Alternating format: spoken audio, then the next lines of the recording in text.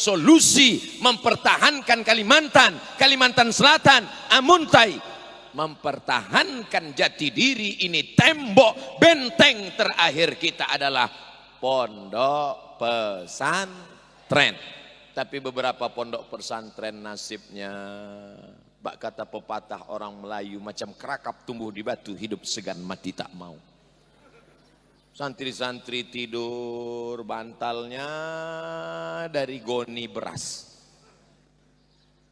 Tapi saya yakin di Amuntai itu tidak ada. Ini hanya bayangan dalam pikiran saya saja. Di beberapa tempat yang saya datangi. Tapi tidak mesti melihat kesusahan dan kesulitan.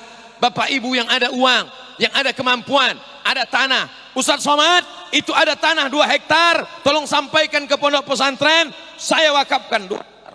Mantap. Tanah siapa Pak? Enggak tahu. Gimana mewakafkan tanah? Mohon maaf, saya gulung baju. Ternyata punya baju baru nih panas bawaannya. Ini baju baru, mereknya Casio. Casio orang.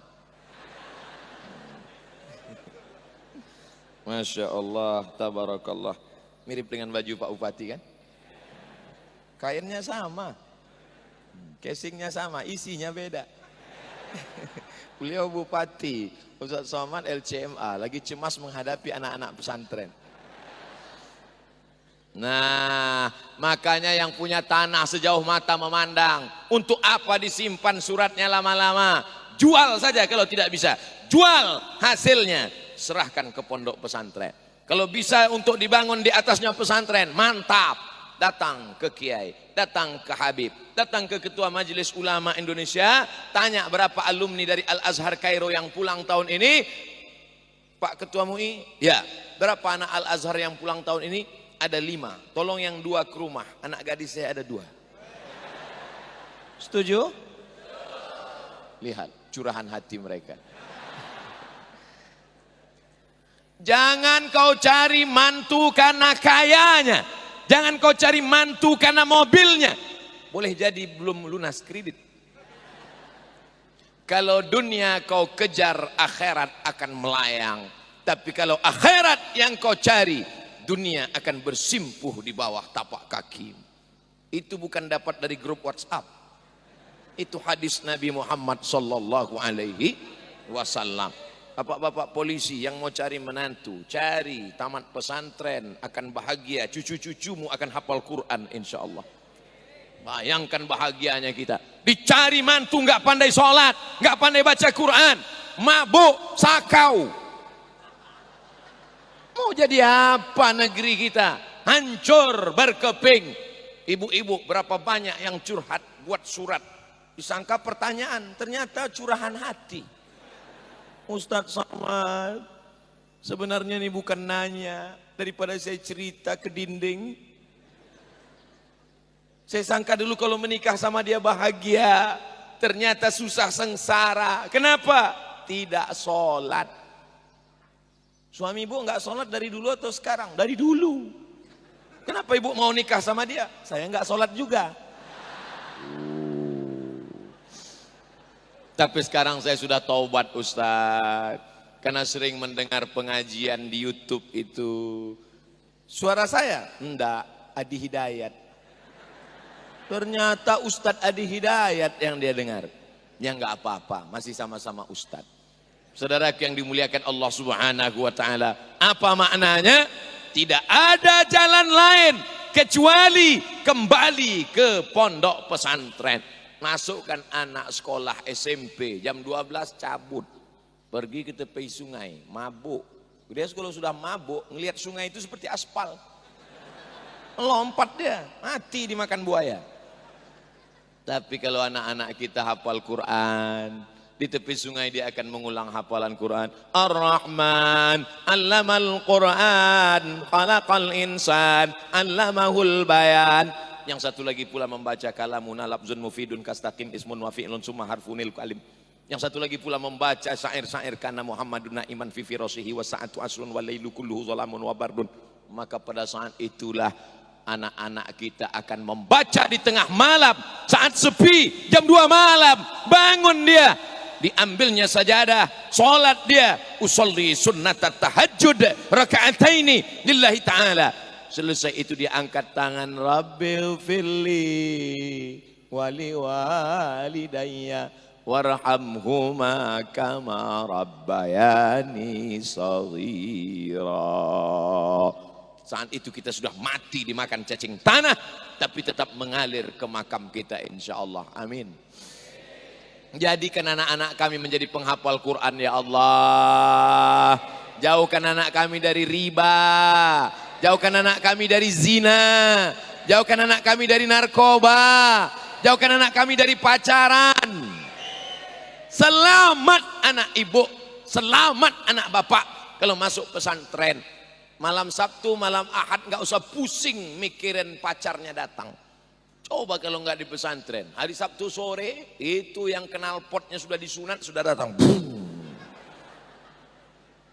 Kenal pot bagus-bagus dipasang, dipotong. Ini saya pesan khusus ke Pak Kapolres, Pak Kapolsek. Kalau ada anak muda yang kenal potnya dipotong itu tolong ditangkap. Hukumannya suruh telinga dia dengar. Digas kuat-kuat. Wah, dia dengar. Nah, setelah agak-agak 10 menit ajak dia bicara. Gimana? Kau dengar? Apa? Biar tahu dia rasanya. Oh, kejam sekali Ustaz Somad. Sadis ini. Daripada kiai-kiai tuan guru mendoakan dia mati. Tuan guru imam sholat. Ghairil maghdubi alaihim waladdallin.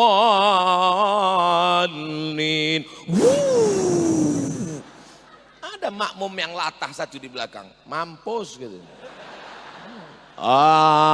Amin. Mati. Kita ceramah ini bukan benci, kita sayang sama dia. Untuk apa dia hidup kalau tulangnya patah-patah semua? Semua sambung, lutut sambung, kaki sambung, pinggang sambung, semuanya. Mudah-mudahan anak-anak kita selamat dari ini semua. Anak perempuan tinggalkan di pesantren, tenang batin ibu, senang hati bapak, nggak perlu lagi mikir. Di luar hari Sabtu pulang sekolah mulai bonceng sana bonceng sini, tepi sungai, masuk hutan, masuk angin gembung.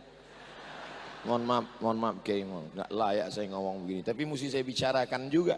Kalau tidak, siapa yang menyelamatkan ini? Maka cara menyelamatkan, zaman dulu Abdul Somad sekolah, yang merusak kepala Abdul Somad ini tidak banyak, paling-paling cuma satu, TVRI. Itu pun cuma sampai jam 12 siang. Film yang paling enak Little Missy, Tuan Baron. Yang ketawa berarti udah tua. Anak-anak sekarang nggak tahu. Tapi sekarang kepala anak-anak kita dirusak. Twitter, BBM, WhatsApp, Instagram, internet, PlayStation, game online, judi, nembak musuh yang tak mati-mati. Hancur kepala dia, rusak otaknya. Datang saya ceramah di satu tempat, datang ibu-ibu membawa kertas. Ustadz Somad, perhatikan gambar ini. Gambar kepala orang pecah ditabrak truk. Kepala ditabrak truk. Keluar santan. Ustadz, gambar apa ini? Gambar kepala ditabrak truk, Bu. Ada orang yang kepalanya utuh, kepalanya sehat, tapi isinya sama dengan anak yang kepalanya ditabrak truk. Gak paham saya, Bu. Susah ya. Ternyata ibu ini psikolog. Tulisannya psikolog. Bacanya P-nya hilang, psikolog. Makanya nanti kalau ditanya, kamu kuliah di mana? Faculty of Psychology. Jangan jawabnya, kamu kuliah di mana? Faculty of Psikologi.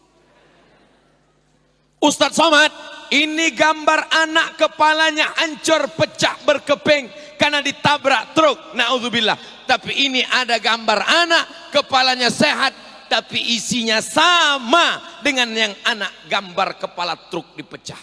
Kepala truk dipecah. Kepala anak pecah ditabrak truk. Kenapa ini kepalanya sehat tapi isinya pecah? gara-gara konten pornografi di internet, kepalanya itu urat-urat sarafnya hancur berkeping. Di mana anak-anak ini bisa dijaga? Benteng terakhir pondok pesantren. Adapun sekolah di luar tidak terkontrol, tidak terjaga. Anak datang jam 8 pagi, guru langsung periksa HP, cek HP, razia, HP.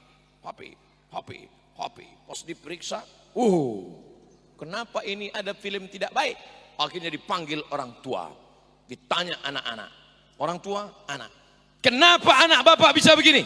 Pas ditanya anaknya nggak takut, bapaknya yang pucat. Pas ditanya anaknya, kenapa kamu nggak ada rasa takut? Bukan punya saya, punya papa. Ini yang saya ceritakan, ini true story, kisah nyata. Tidak ada yang bisa menyelamatkan generasi bangsa ini kecuali pondok pesantren. Terserah orang mau mengatakan apa. Ada yang mengatakan pesantren sarang teroris, ada yang mengatakan pesantren cikal bakal radikalisme, ada yang mengatakan pesantren tempatnya orang-orang nahat, orang jahat, orang-orang nakal. Terserah. Yang penting saya azam tekad kuat, kapanpun sampai mati saya tetap mengatakan benteng terakhir pertahanan bangsa ini adalah pondok pesantren. Setuju atau tak setuju?